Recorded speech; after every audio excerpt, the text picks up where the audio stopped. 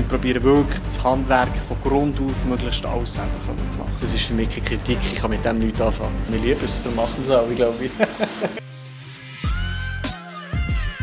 Komm mit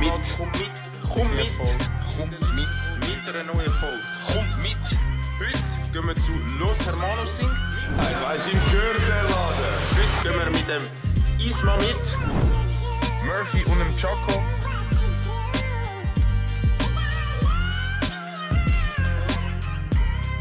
Let's go! Ganz herzlich willkommen zurück auf meinem Kanal mit einer neuen Folge «Komm mit». Heute sind wir in Davos, genauer gesagt auf dem Dach vom Alpen Gold Hotel. Wir dürfen heute einen Spitzenkoch begleiten.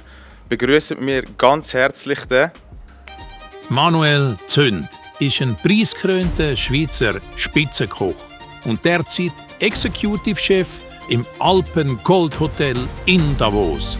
Er ist bekannt für seine nachhaltige Küche und seine Fähigkeit, mit unerwarteten Geschmackskombinationen zu überraschen. Für die heutige Folge hat er sich Zeit genommen und gibt uns eine kleine Tour durch das spektakuläre Hotel. Und jetzt viel Spaß mit «Komm mit» Manuel Zünd. Wie geht's, wie steht's? Super, selber. Tipptopp, wir haben wunderbares Wetter mitgebracht. Du zeigst uns heute das Alpen Gold Hotel, was du alles machst. Ich würde sagen, wir starten gerade mit dem Rundgang. Das wäre doch super, machen wir doch so. Wir sind hier gerade auf der Dachterrasse vom Restaurant Lamunia, ist das korrekt? Das ist korrekt, genau. Wir haben hier das Lamunia-Restaurant, das ist ein Konzept, das wir in der Gruppe intern auch haben. Wir haben eigentlich hier eine Fusion Kitchen, wir brauchen hier Peruanisch und Japanisch. Also wir arbeiten hier mit Sushi oder Ceviche zusammen und wir machen eigentlich so klassische Gerichte. Das Restaurant ist eigentlich das einzige Restaurant, das im Winter offen hat und im Sommer nicht. Im Winter ist also in dem Fall auch die Terrasse nicht unbedingt benutzt, weil es relativ kalt ist. Es wird eigentlich alles drinnen abspielen, ja. Okay, dann gehen wir gerade mal rein schauen.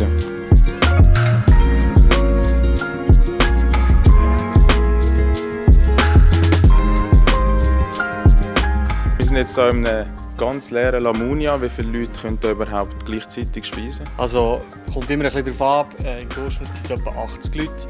Kommt auch immer ein bisschen darauf ab, ob wir Double Seating machen. Das heisst eigentlich, wenn wir gewisse Plätze zweimal besetzen. Die Brigade, die ich hier oben habe, sind 7 Köche, unter anderem ein Küchenchef und 6 normale Köche. Durchschnittlich hat es im Winter eigentlich 5 Tage in der Woche offen und 2 Tage frei. Oder 2 Tage zu, dass die Mitarbeiter frei machen können.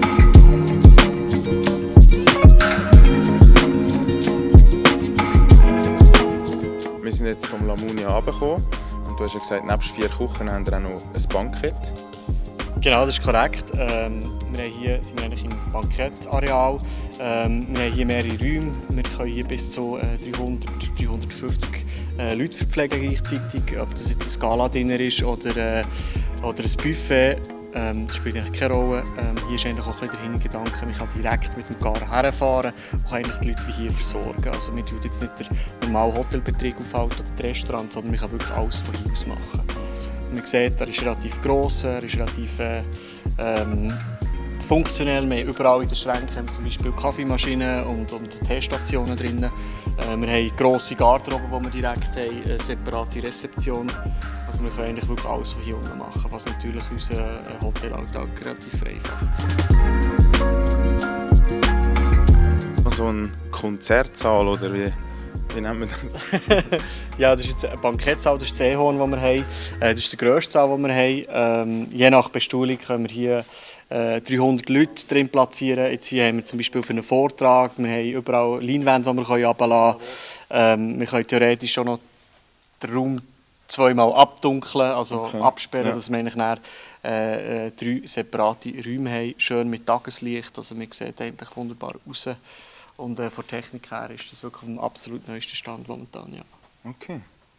Also es sieht wirklich wunderschön aus. Ich liebe halt auch hohe Decken und weite Räume, also wunderschön. Also du hast vorhin gesagt, das Hotel wird 10-jährig. Also mir fällt das jetzt irgendwie gar nicht so auf den ersten Moment. Genau, letzten Dezember haben wir das 10-jährige Jubiläum gehabt. Und ja, es ist noch gut in Schuss, ja. Also das ist der «Komm-mit-Meeting-Raum». Nein. Auf jeden Fall. Ich weiß nicht, wie viele Mitarbeiter du hast, aber das passt einige daher, ja. Also ist das jetzt für Mitarbeiter oder für Gäste? Das ist für Gäste. Wir haben hier eigentlich einen Meetingraum. Hier wird eigentlich weniger gegessen. Also hier ist eher für Kaffeepausen oder Meetings. Wir haben ja die Infrastruktur für das, Fernsehen, Beamer. Ja.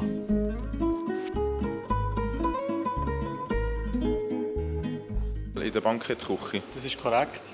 Von hier aus schicken wir eigentlich Staffessen schicken. Wir machen täglich etwa für zwischen 80 und 150 machen wir Mitarbeiteressen, also Frühstück, Mittagessen und Abendessen. Und eigentlich im Bankettbereich tun wir eigentlich, bei grossen Gruppen sind wir bei 320 bis 350 Leuten, die wir von hier aus schicken können. Da tun wir eigentlich auch hier komplett alles aufbauen, also sprich mit Wärmebrücken arbeiten und eigentlich von dieser Seite rauslaufen. Also wir haben eigentlich gerne direkt zu den Räumlichkeiten hier hinten, also man kann den Service hier aufnehmen und laufen. Das macht es uns eigentlich relativ bequem und kürzere Wege.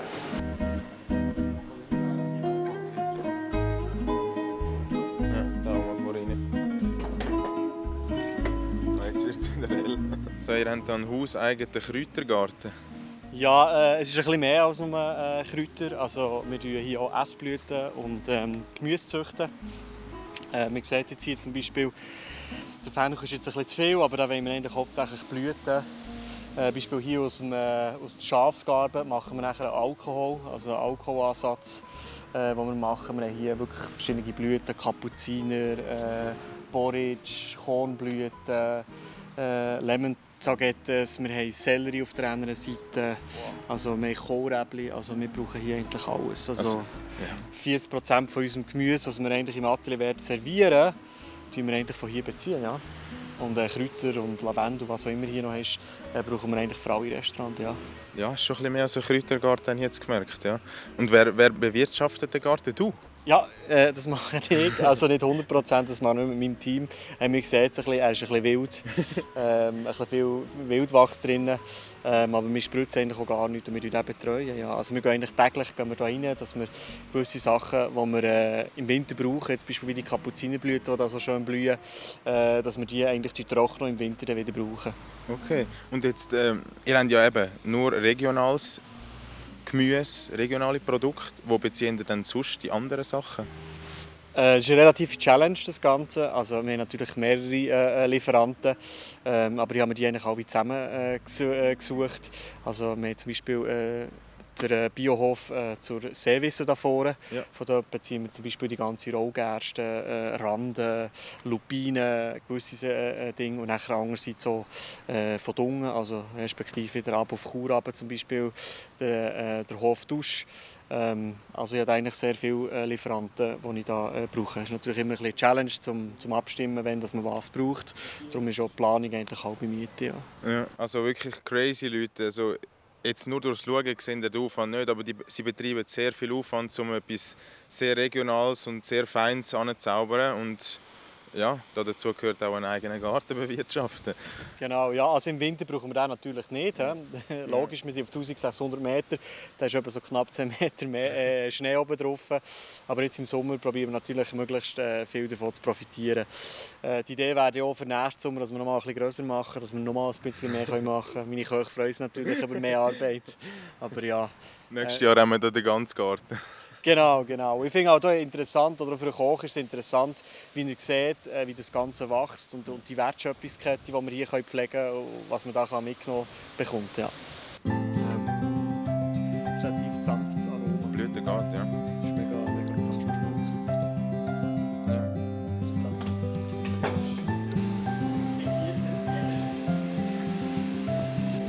You have something nice here for me?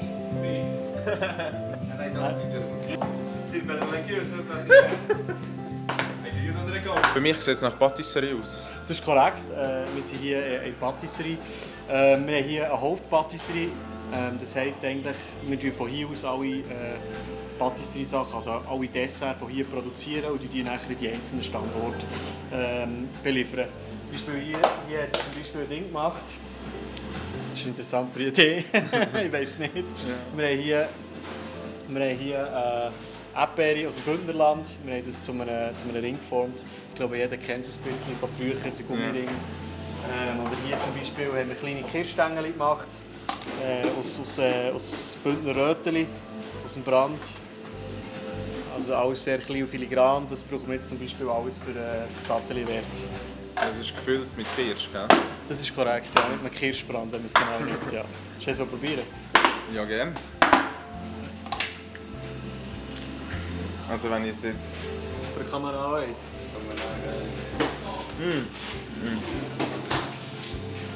Ja, das ist gefüllt mit Kirsch. Ne? Ja. Aber also wie hebt das da drin? Wieso verbricht das nicht? Ja, durch die Wärme gibt es so eine Schicht, das wird den Zucker kristallisieren und dann gibt es wie eine Hülle. Okay. Vereinfacht gesagt. Hier haben wir es zum Beispiel mit Bündner Iwa gemacht. Das ist ein Kräuterlikör und hier hätten wir das Weisse, was nachher, was ich schon gesagt habe, mit dem Brand vom Röteli. Ja, das ist wirklich fein. Das ist jetzt ein kleiner Komponent, der dann ein Gesamt ergibt und das nur schon so etwas braucht sehr viel Arbeit, ne? Ja, gut, das ist unser Job. Ich glaube, im Handwerk liegt das Ganze und ja, wir lieben es, darum machen wir es auch, ich glaube.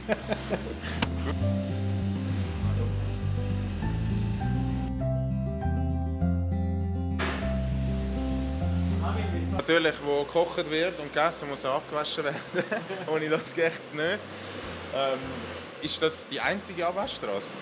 Nein, das ist eigentlich die Hauptabwaschstraße. Also hier tun wir von den grossen Anlässen eigentlich alles durchlassen. Wir müssen natürlich noch splitten, wir haben in jeder Küche haben natürlich zusätzlich mal Spülmaschinen. Aber das ist eigentlich die Main-Spüle, die wir haben. Und ja, da passen eigentlich ganze Leute rein. Da ist es jetzt auch so, da muss der Koch selber nicht mehr abwaschen, oder? Das ist korrekt, ja. Abwaschen tut hier niemand mehr, höchstens noch den Posten putzen. Nein, eigentlich tut er immer den Posten putzen, aber ja, für das haben wir extra Stewarding, die das für einen machen. Eigentlich jemand von den wichtigsten. Diesen Job macht niemand wirklich gerne und es ist immer schön, wenn wir Leute für das haben und vor allem auch langjährige Leute, die das jetzt schon bei mir jetzt eigentlich fast schon 3 Jahre machen. Ich bin immer unheimlich dankbar, dass sie eigentlich da sind, weil ohne die geht gar nichts. Ist es so, ja. Also ich weiß nicht, ob ich es mal erwähnt habe, ihr da draußen wisst es wahrscheinlich auch nicht. Ich habe mal Koch gelernt. Also ich habe eine Ausbildung als Koch gemacht, vom 2014 bis 2017. Allerdings nicht in einem Sternenrestaurant, sondern im Altersheim. Und auch dort haben wir müssen lernen, dass wir die Abwäscher wertschätzen. Also am Anfang hast du dort auch selber dein Zeug abgewaschen, weil nachher ist es ein Luxus, wenn du einfach dein Zeug kannst geben und jemand anderes wischt es ab. Und in der Militärküche haben wir dann gelernt, ein Koch ist nur da zum Kochen, das macht Passmannschaft. Ja?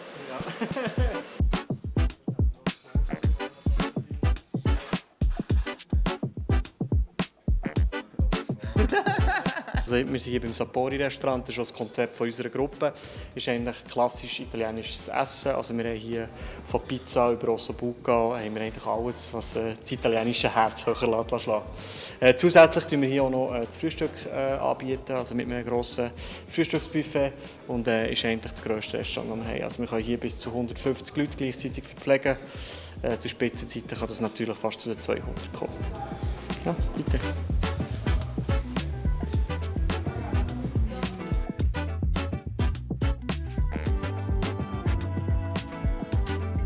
Da sieht man schon hin, parat für den Mittagsservice. Nein, überhaupt nicht. Man sieht es noch, es ist noch nicht überall aufgemalt, es ist noch nicht überall geputzt. Die Boden haben sie aber schon gemacht. Ja, die machen es eigentlich ready für den Abend. Das Restaurant hat nur am Abend offen. Man muss immer so ein bisschen, wenn wir ein Saisonhotel sind, ist das Mittagsgeschäft für uns eigentlich nicht so interessant. Wir uns wirklich eher auf den Abend fokussieren. Das liegt auch ein bisschen daran, die zwei oder die Sparte von Leuten, die wir ansprechen, sie haben den Wandertourismus. Die sind natürlich um die Zeit am Wandern und im Winter sind sie natürlich am Skifahren. Darum sind eigentlich bei uns das Restaurant hauptsächlich am Abend offen und ist für uns am Abend das Abendbusiness eigentlich relativ wichtig. Genau. Hinter uns sehen wir gerade ein riesiges Zelt, Cheese Factory, da wird Raclette und Fondue serviert. Genau, wie gesagt, im Hintergrund ist natürlich im Winter sagenhaft. Wir haben hier wunderbar, wo du in die Alpen und in die Berge rauf siehst. Und es gibt schöner als ein Stückchen Fondue zu essen und Pistenfahrzeuge auf der Skipiste zu sehen. Also sehr eindrücklich und eigentlich für mich fast das schönste Restaurant, das wir haben. Im Winter mit der Belichtung und der Fälle, also wirklich cozy. Ja. Also wir stehen jetzt hier im Eingangsbereich vom Hotel mit diesen wunderschönen Lichtern. Ja, wir haben hier eigentlich unsere Snowwave, sagen wir dem. Das symbolisiert eigentlich so ein bisschen die Schneewellen, die hier eigentlich durch Davos durchzieht im Winter mit der schönen Schneelandschaft. Das symbolisiert eigentlich das Ganze schon mit blau beleuchtet. Ja. Sicher ein Highlight, wenn man zum Hotel reinkommt und das sieht. Zwischen 4 Küchen jonglieren ist eine riesige Herausforderung. Was machst du, dass du gleich effizient bleibst? Ja, gut, ohne Team geht gar nichts. Ich habe natürlich ein relativ grosses Team. Ja, für jede Küche habe ich eigentlich einen Abteilungsleiter, einen Küchenchef, der das Ganze übernimmt in dieser Situation. Also im Daily Business, im Tagesgeschäft, das wir haben, haben die eigentlich die Verantwortung. Und ich bin eigentlich mehr so ein bisschen Dekoration. Du gehst noch mal drüber schauen am Schluss. Genau, ich mache meine Runden und schaue, dass es läuft. Genau. Super. Wir sind hier jetzt im Nuts & Co. Das ist eigentlich unser Restaurant, das jeden Tag offen hat.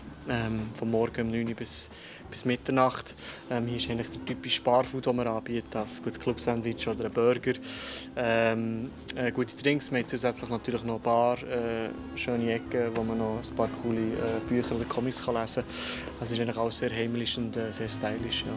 Im Sommer haben wir natürlich zusätzlich auch noch ein bisschen Terrasse. Gerade am Mittag ist es noch interessant, wenn das Wetter nicht so schnell umschlägt. Was sich sicher auch viele Leute fragen, wie kommt man zum Kochberuf? Bei mir ist es einfach eine Lehre gemacht, dass man mal etwas macht. Ich bin sehr kreativ veranlagt, denke ich, und habe etwas Kreatives machen. Aber bin nachher auch immer ein bisschen faul gewesen, muss man auch gesagt haben.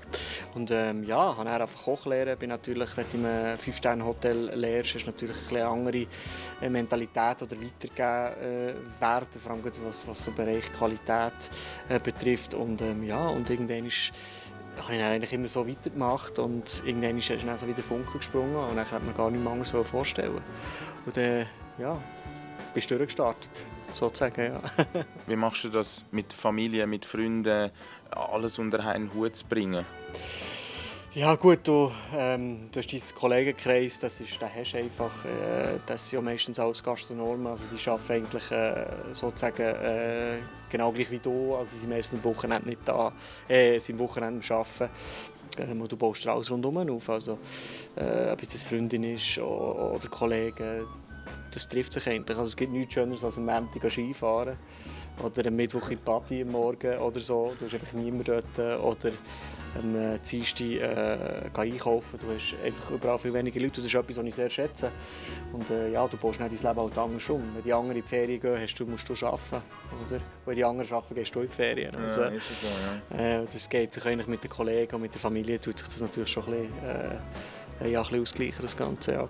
Wie sieht so ein bisschen dein Werdegang aus, grob, dass man nachher an so einer Position ist? Ja gut, wenn ich jetzt anfange, in den einzelnen Betrieb würde es ein bisschen länger gehen. Ich weiss im Fall auch nicht, das ist eine mega schwierige Frage. Du fährst an und du machst eigentlich immer weiter, du kannst dir nichts anderes vorstellen. Es ist ein sehr leistungsbezogener Beruf, also du musst für das auch gemacht sein. Also es gibt viele Leute, die das nicht zusagen. Ich finde es einen sehr schönen Beruf, einen sehr kreativen Beruf. Für mich ist es sehr dankbar, weil ich viel den Kontakt zu den Gästen suche. Ich finde das etwas unheimlich Schönes. Ja, wie du sagst, man muss schon auch gemacht sein für das. Man muss auch schon viel, wenn ich finde, aufgeben oder sich anpassen. Also wie gesagt, ich habe meine Lehre im Altersheim gemacht und bin nachher noch Praktikum machen ins Gomio-Restaurant für ein paar Wochen. Aber ich habe dann schnell gemerkt, es ist schon cool, auch der Drive, aber ich könnte mir das nicht wöchentlich geben. Und wenn ich dann die Entlöhnung angeschaut habe und wie viel ich von meinem Kollegenkreis aufgeben musste, ich mich dann entscheiden, dass ich einen anderen Weg einschlage. Vielleicht gerade auf diesen Punkt. Hast du etwas, das den Kochberuf für attraktiver macht für junge Leute? Das ist eine hure Scheissfrage. Du hast glaube ich schon gesagt, du musst dafür gemacht sein. Ich finde, es bringt sehr viel mehr Vorteile, dass man jetzt von außen auch sieht. Aber das Flexible sein, ich mag das sehr, ich finde das etwas sehr Cooles. Ja, Leistungsbereitschaft, man darf nie vergessen, es geht um Leistung. Das ist schon für viele Leute, kann man sich vorstellen, dass es speziell ist. Ich liebe es, ich möchte auch nichts anderes machen. Aber es ist sehr kreativ, man muss dort wirklich oder man kann sehr kreativ sein. Man kann sehr kreativ sein, genau, ja. Aber eben, wie schon gesagt, er ist sehr dankbar, es ist sehr lehrreich. Es ist wie eine Familie, man muss sich das ein bisschen vorstellen wie eine Familie. Man arbeitet zusammen, man geht zusammen fort. Das ist so wie eine grosse Familie und das ist etwas, wo, ja, ich liebe es. Ja. Also ich denke auch für Leute, die das gerne machen, ist das top. Also das mit dem Anregen von früher, wo man einander angeschaut hat, das gibt es eigentlich nicht mehr. Also, oder das mit dem vielen Arbeiten. Ich meine, es gibt Zeiten, da muss man viel arbeiten, aber wir arbeiten nicht mehr als andere. Wir machen es halt ein bisschen anders. Wir arbeiten mal an einem Tag arbeiten wir mal 9 bis 10 Stunden und dafür am nächsten nur 6. Also, das ist von dort her eigentlich genau gleich ausgleichend. Ja.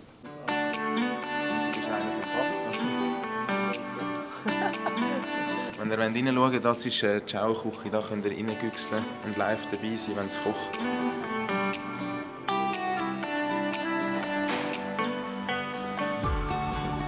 So, mittlerweile sind auch schon über 20 Folgen mit online und das Format ist jetzt auch schon 2-jährig geworden am 2. August. Ich wollte mich einfach mal bedanken für euren Support. Danke vielmals, Roy. Ziehst du mit da, reissest du den Lachs. Es hat wirklich heutzutage wenige Leute wie dich. Sagen geküsst von mir, no homo. Und lasst auf jeden Fall ein Abo, ein Like und einen Kommentar. Und dann gehen wir jetzt weiter.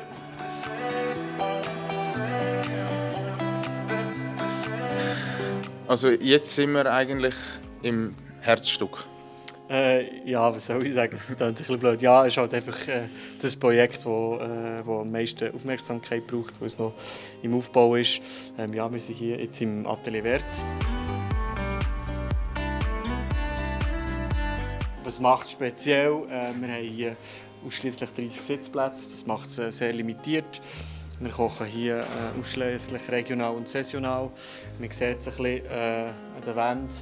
Wir haben überall Einmachgläser von Produkten, die wir die letzten paar Jahre eingemacht haben.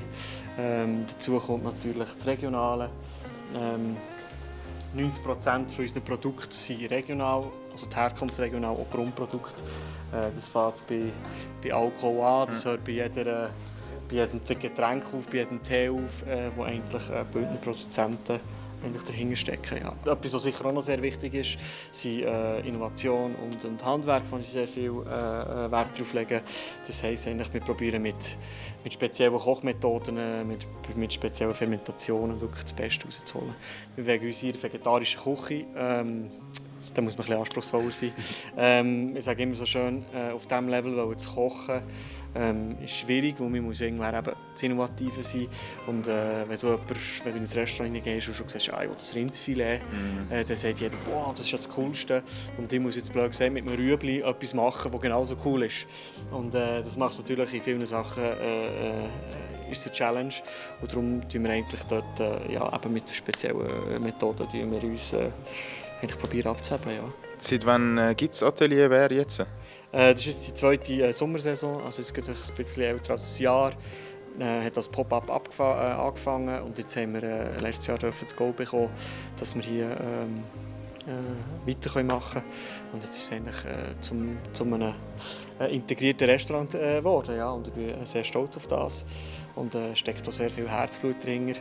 Wir haben uns eigentlich immer so ein bisschen radikalisiert, wenn man es so sagen will. Was auch das Bündner oder einfach das Regionale anbelangt, das hat angefangen mit vielleicht 40% Regionalität. Und jetzt, wie schon gesagt, jetzt sind wir schon bei über 90. Wir lassen uns dort dieses Jahr auch noch zertifizieren. Ja, natürlich, wenn es möglich ist, auch ein paar Auszeichnungen. Ich hoffe, das bringen wir vielleicht auch noch her.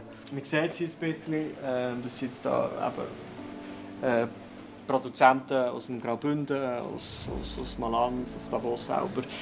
Wir haben Teesorten, die wir auch aus einer kleinen Manufaktur aus dem Engadin bekommen. Wir machen selber auch noch Tee. Hier sehen wir nachher eigentlich auch viel, was aus dem Garten raus ist noch.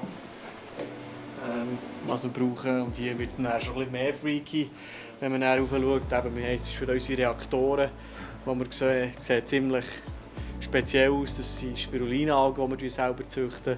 Das ist eigentlich eine Salzwasseralge, wo man sagt, sie sind sehr gesund. Die wird nachher auch sehr grün und ist sehr ein spezielles Aroma. Genau, und dann sehen wir beispielsweise dort oben haben wir selber gemachten Met, gewisses Alkohol, das wir haben. Ja, und dann halt auch die Gerätschaften. Wir haben jetzt hier zum Beispiel eine Fermentationsbox, die wir hier haben. Brauchen wir zum Sachen fermentieren. Ja, was ist eigentlich fermentieren? Wir tun mit einem Ferment etwas länger haltbar machen, wenn man es ganz simpel will sagen. Ja. Wir machen das jetzt hier mit einem Weissschimmel zum Beispiel und durch das nachher eine spezielle Aroma rausholen. Ja, und nachher hinten dran ist so ein bisschen eines meiner Herzstücke, die wir haben. Wir haben hier einen Rotationsverdampfer. Ist für Hydrolat und Destillat sehr interessant. Also jetzt die ganzen Blüten, die wir brauchen, aus dem können wir sehr gut Destillat herstellen. Aus dem machen wir zum Teil Non-Alkoholik Begleitung, also Getränk oder Soße ist schon ganz cool damit. Wir sehen zum Beispiel im weißen Kübel sind wir noch am Essig ansetzen. Also wir probieren wirklich das Handwerk von Grund auf möglichst alles selber zu machen. Also Convenience-Produkte gibt es bei uns praktisch nicht. Ja, hier haben wir so ein zwei Projekte. Wir haben hier einerseits selber gemachten Wermut, den haben wir vorhin schon im Garten gesehen. Und hier haben wir selber gemachten Essigbalsam. Machen wir natürlich auch selber. Die Basis ist hier Röteli und dann fermentieren wir nachher. Zum Schluss geben wir nachher nochmal ein anderes Ferment dazu. Chardonnay Hefe, das dann eigentlich nochmal fermentieren. Es klingt alles natürlich sehr fachchinesisch, aber schlussendlich gibt es unheimlich coole Aromen. Und ja, ist natürlich auch noch relativ sieht noch freaky aus mit in dieser Weinflasche oder Weinglas.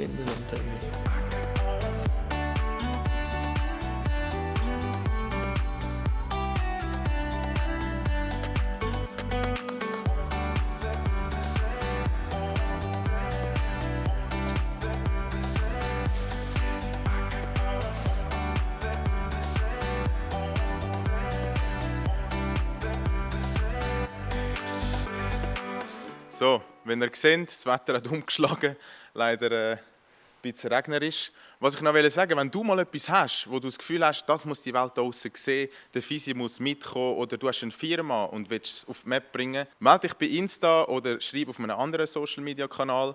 Geht auf jeden Fall den Manuel Zünd abchecken auf Insta, geht auf seine Webseite, lasst ein bisschen Liebe da und eben, kommt hier rauf essen. Wir sitzen jetzt hier gerade gemütlich im Atelier Wehr. Was ich mich jetzt auch noch frage, wo findest du Inspiration für neue Kreationen jetzt gerade für das Atelier Wehr? Heutzutage sind eigentlich die sozialen Medien ein Riesenfaktor. Es ist eigentlich ein Mix. Ich sage immer, ich bin immer am kreativsten, wenn ich im TÜV fahren bin. Ich weiß nicht warum. Ist schon immer so gewesen. Hat auch damit irgendwie angefangen. Aber es ist ein Prozess, der eigentlich stetig ist. Also das kann nur mit einer Nuance sein, die du im Fernsehen. Es kann blöd sein, nur wenn du irgendwo im Fernsehen ein Detail siehst. Dann macht es guten Ansatz. Also eigentlich etwas, was stetig immer weitergeht. Also das ist etwas, was du gerade in diesem Beruf lernst, halt auch irgendwoher immer ein bisschen auf Knopfdruck können kreativ sein. Ich durfte schon mal hier essen. Das ist jetzt ein halbes Jahr her. Ich habe es mega genossen und es haben sich jetzt auch schon wieder ein paar Sachen verändert. Ich weiss nicht, hast du vielleicht etwas, was sich verändert hat? Ja, also ich probiere den roten Faden mit dem regionalen komplett durchzuziehen. Wir haben jetzt einerseits die kompletten Weine, wir haben schon vorhin Bündner Wein gehabt, wir haben zum Beispiel das Wein und Getränke und die Cocktails haben wir jetzt komplett auch angepasst, also das heisst angepasst wirklich nur noch regional. Okay.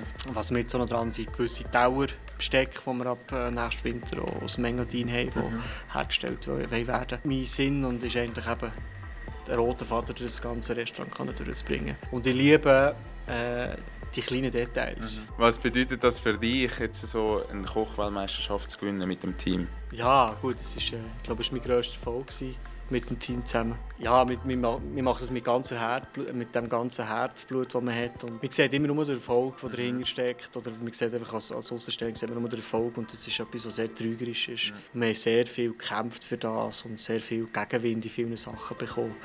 Und ich bin sehr stolz, dass wir das geschafft haben, trotz den Gegenwind, den wir bekommen haben. Und ja, so etwas durchzusetzen, ist sicher für das Team, für die Schweiz an sich schon eher einmalig. Ja. Wie gehst du jetzt mit Kritik um, von Gästen oder auch von Kritikern selber? Ja, immer so offen für das Ganze. Ich finde Selbstreflexion etwas vom Wichtigsten, vor allem wenn man wachsen und besser werden will. Kommt natürlich immer ein bisschen darauf an, bei welcher Konstellation. Also man muss immer so ein bisschen fragen, wenn ein Gast zu mir kommt und es hat mir nicht geschmeckt, das ist für mich keine Kritik, ich kann mit dem nichts anfangen. Ja. Ich brauche etwas, wo heisst zum Beispiel, ja, es war mit salzig oder es hat mir nicht geschmeckt vom Geschmack her. Und dann ist es natürlich, wird es natürlich ein bisschen schwierig. Aber prinzipiell tue ich die sehr gerne reflektieren, tue gerne mit dem Gast darüber reden. Das ist etwas, was mir sehr wichtig ist und ja, auch für mich etwas daraus ziehen. Ja, gerade Thema Kritiker, wir haben ja Sterne, Gomio-Punkte. Wie sieht es da aus mit irgendwelchen Punkten oder Sternen? Ja, wir sind dran. Wir wissen ja da eigentlich nicht, wann die Tests kommen, aber wir hoffen natürlich, dass es für beide reicht, jetzt nicht nur im Atelier Wert, sondern auch in anderen Restaurants. Es kommt, wie es kommt, gell? Wir werden es sehen. Ich hoffe es natürlich, dass da etwas kommt, ja. Wir haben jetzt alle Restaurants abgelaufen, soweit. Wie viele totale Brigaden hast du in der Hauptsaison? Also das Team an sich ist im Winter bei knapp 50 hoch, ein bisschen weniger. 5 Restaurants, die wir hier betreuen und insgesamt 3 Küchenchefs und ein Stefan von mir. Ja, im Sommer ist es natürlich die Hälfte, sind wir noch bei 30. Ich habe bei Insta eine Story gemacht. Ihr könnt Fragen stellen, die euch brennend interessieren. Und ich werde jetzt die an Manuel stellen. Also wir haben einerseits, wieso gibt es das Klischee, dass in der Küche herumgeschrien wird? Stimmt das? Falls ja, wieso? Stimmen, ja, ich denke, stimmen tut es, das ist Fakt. Zur heutigen Zeit eher weniger, zumindest bei mir nicht. Nein, ich denke, es wird nicht mehr so geschrien. Es ist eigentlich ganz einfach erklärt, man darf nie vergessen, blöd gesagt, es geht um Leistung. Wir sind leistungsorientiert, das heisst eigentlich, wenn ein Gast etwas bestellt, und blöd gesagt, es kommt in dieser Zeit, wo es ist, dann steht man eigentlich sehr schnell unter Druck. Und von daher ist das von früher, die typisch französische Küche ist hierarchisch sehr stark gegliedert gewesen. Gewisse Segmente tun wir natürlich immer noch in der heutigen Zeit annehmen. Das habt ihr vielleicht vorhin schon gesehen oder gehört, wenn ich mit jemandem rede, dann sagen sie immer so «Oui, Chef» zum Beispiel. Das zeigt eigentlich, dass sie verstanden haben. Aber das Schreien an sich findet eigentlich keinen Platz mehr. Die nächste Frage wäre, wie wird ein Gericht hergestellt? Quasi, wie kommt er auf die Idee, bis es beim Gast auf dem Teller ist? Also, es fängt an mit der Idee. Die Idee ist meistens eine gewisse visuelle Vorstellung. Dort fängt es dann an und nachher die Umsetzung. Das wird schon mal 50% anders rauskommen, als du dir das vorgestellt hast. Ich sage jetzt mal, für etwas zu herstellen, wo ich zu 100% zufrieden bin, bis ein Gast kommt, brauche ich praktisch ein Jahr Entwicklung. Ja, also du machst das, eine Vorstellung, du tust das servieren, du nimmst auch dort Kritik vom Gast aus, du nimmst Kritik von deinen Köchen aus, von allen Mitarbeitern, die das gerne im Team umsetzen, dass auch die Inputs dort aufnehmen kann und nachher wird es probiert und nachher tun wir es anpassen. Das ist jetzt ein bisschen fies, aber was kannst du über andere Schweizer Köche sagen, wie zum Beispiel ein Caminada? Ich selber habe nie für ihn gearbeitet. Ich kenne ihn indirekt, also ich habe schon mal mit ihm geredet, aber er ist ein unheimlich guter Berufsmann. Ich glaube, er ist seit 20 Jahren in den Top 50 Restaurants der Welt. Also Hut ab, alles was er für die Branche macht, mit seinem Michelin-Programm, wo er Köche zu Sternenköchen auf der ganzen Welt schickt. Also er tut sich dort im Nachwuchsbereich sehr engagieren und ich finde es so, von dort her, er tut uns sehr viel für die Nachhaltigkeit beitragen und tut auch Köche unterstützen. Und sein Erfolg spricht für sich. Also ich glaube, es gibt keinen erfolgreicheren Koch als der Andreas Caminada. Bestes Resti in der Schweiz oder weltweit? Oh Gott, ich weiß es nicht. Also was für mich sehr inspirierend war oder immer noch sehr inspirierend ist, jetzt nicht unbedingt vom Kochstil her, aber von der Umsetzung her, ist das Noma. Oder der Alchemist. Das ist halt alles das skandinavische Küche. Ist für mich sehr prägend. Der Niederköfler im Südtirol ist einer, der mich sehr geprägt hat. Oder der meinen Stil sehr geprägt hat. Genau. Aber es gibt unheimlich gute Köche in der Schweiz. Also wir sind ein reichend guter Koch. Wie würdest du deinen Kochstil beschreiben? Puh. Ja, ich glaube, in dem Stil, den wir jetzt hier kochen, ist sicher die alpine Küche. Also wir kochen ja mit praktischen Produkten eigentlich aus der Region raus. Das vegetarische Avantgarde-Küche, würde ich mal sagen. Wir brauchen viel, wo wir mit Molekularküche arbeiten. Und natürlich auch hier, die nordische Küche, wo wir halt von dort her und viel eben regionale Produkte dazu nehmen und natürlich Japan auch noch. Ja. Oder auch die ganzen Fermentationen, die ganzen Techniken, das sind nicht bei den Techniken, die hier bestehend waren oder nicht alle und wir nehmen von dort schon sehr viel mit, ja. In welcher Küche kochst du am liebsten und isst du am liebsten? Ja, das ist auch so eine Frage. Es kommt auch ein bisschen wieder darauf an. Wir betreiben hier ich betreibe hier ein vegetarisches Restaurant, aber ich bin nicht ein Vegetarier oder so. Ich mag Fleisch.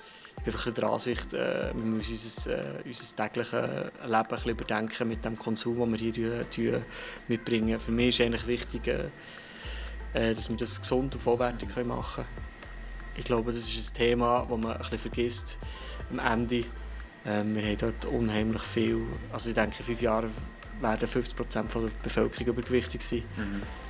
Und ja, für mich ist eigentlich hauptsächlich, klar tue ich mal sündig, aber für mich ist eigentlich schon eher hauptsächlich, dass ich gesund esse.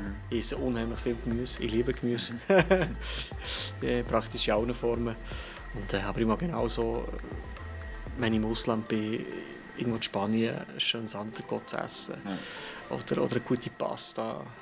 Das spielt eigentlich keine Rolle. Ja. Oder Fisch. Also es ist die Hauptsache ausgewogen, ja. Hast du schon immer Koch werden oder was war dein Traumberuf als Kind? Wieder so eine schwierige Frage. Traumberuf würde ich jetzt nicht sagen. Mittlerweile schon, ja. Ich glaube, in dem Alter, wo man sich dafür entscheiden muss, weiss ich es noch nicht. Ich wusste, ich wollte etwas Kreatives machen. Ja, schlussendlich bin ich irgendwie hier gelandet. Und ich möchte jetzt definitiv nicht mehr wechseln. Ja. Du bist jetzt im Alpen Gold Hotel seit? Insgesamt 3 Jahre. Und vorher? Bürgerstock im Kanton Nidwalden. Ist schon ein 5-Sterne-Hotel. Ja, ist natürlich nochmal eine Dimension grösser als das hier, aber auch sehr cooler Arbeitgeber gewesen. Wie sieht es aus mit Ausland-Berufserfahrung? Ja, ich habe ein Jahr in Kanada gearbeitet. Dort habe ich für Shangri-La Hotel gearbeitet. Das ist eine asiatische 5-Sterne-Hotelkette. Und im 2-Sterne-Laden in Vancouver, in Burnaby, in Birdtree. Was ist deine grösste Kochsünde? Und was ist ein Skill, den du Leuten beibringen kannst, die nicht viel Ahnung haben? Oh, eine ganz interessante Frage. Kochsünde? Ja, ich weiß nicht. Ich trinke Vanille-Cola. Ich finde das eigentlich unheimlich schrecklich. Also es ist nicht so, dass ich jeden Tag trinke, aber das ist schon das, was ich finde. Wenn mir jetzt jemand würde sagen, ja, warum du Vanille-Cola trinkst, ja, ich finde es so furchtbar. Aber ich liebe es halt irgendwoher. Es sind irgendwie ein bisschen Kindheitserinnerungen. Aber sonst, ja, Pizza Hawaii.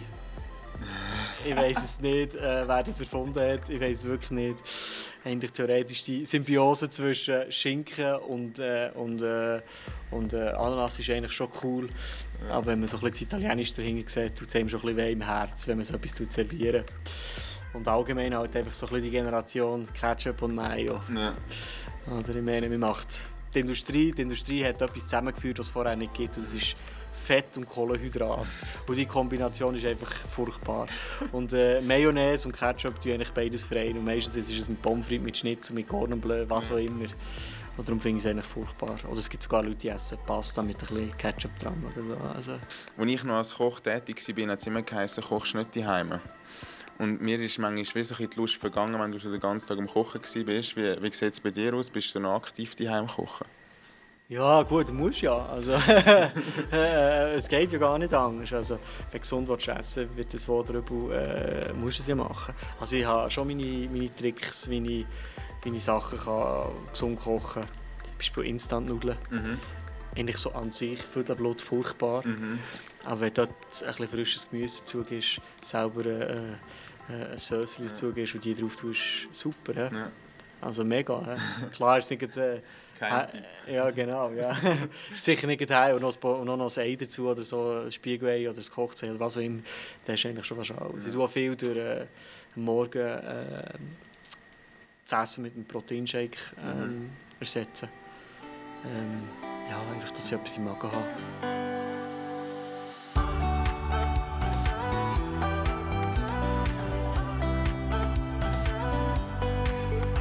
Also wir würden jetzt eigentlich zu einem von unseren Signature-Dishes kommen.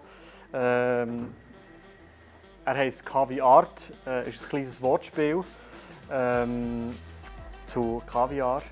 Wir sehen jetzt bei ihm, er fängt an, er hat hier einen Eiswürfel vorbereitet, der aussieht wie ein Seeigel. Das Ganze wird mit einem typischen Kaviarlöffel serviert. Ist natürlich nicht unbedingt regional, aber ist ziemlich lustig.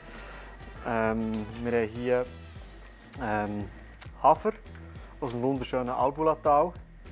Das tun wir eigentlich in eine Kaviardose rein.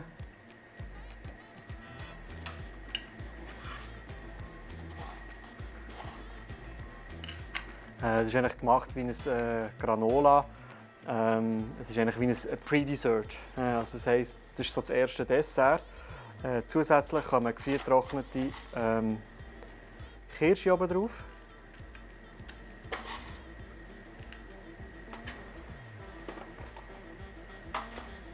Dann kommt hier unser Selleriepüree. Der Sellerie kommt aus dem eigenen Hausgarten. Der ist jetzt von letztes Jahr. Da machen wir eine Creme daraus. Aus den Blättern vom Stangensellerie machen wir Butter und dann eigentlich den Sellerie wie aufziehen.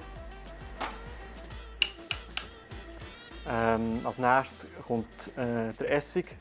Das ist ein Essigbalsam aus Röteli. Der Röteli wäre das hier. Das ist jetzt der von Christoffel, der beste Röteli in Town. Der wird aus Kirsi gewonnen, ein typischer Bündnerlikör. Aus dem haben wir hier einen Essig gemacht. Das seht ihr in den grossen Gläsern dort hinten.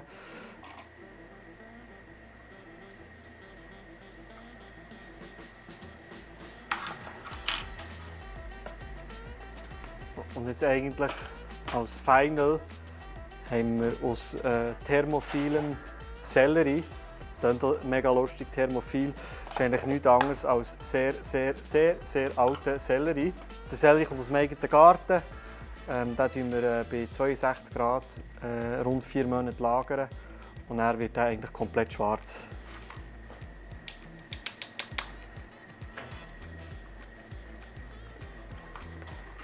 One Shot noch.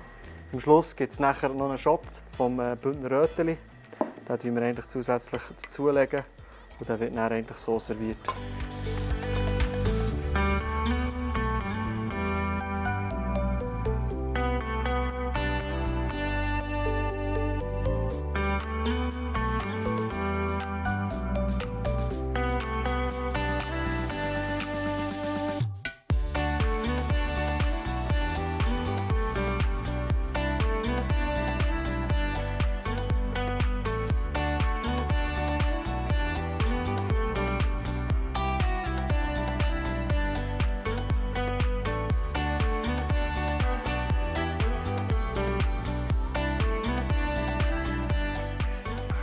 Die letzten 2-3 Jahre waren sicher nicht einfach für die Gastro. Wir wissen alle, wieso. Ich muss nicht sagen, wieso. Aber wie hast du diese Zeit erlebt? Ich habe das Privileg, immer zu arbeiten. Also für mich ist eigentlich im Alltag hat sich grundlegend nichts verändert, einfach auch die Maskenpflicht. Aber über die Zeit bin ich eigentlich immer 100% berufstätig gewesen.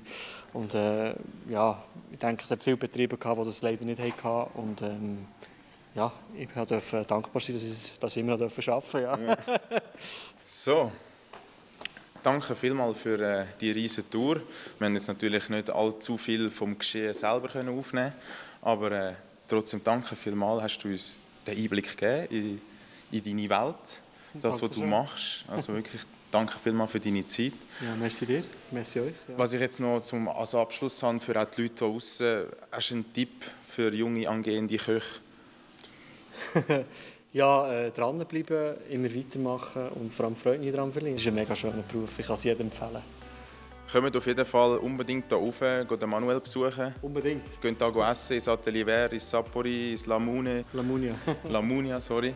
Ich hoffe, euch hat das Video gefallen. Lasst auf jeden Fall ein Like, ein Abo und einen Kommentar. Und dann würde ich sagen, sieht man sich bei der nächsten Folge. Peace!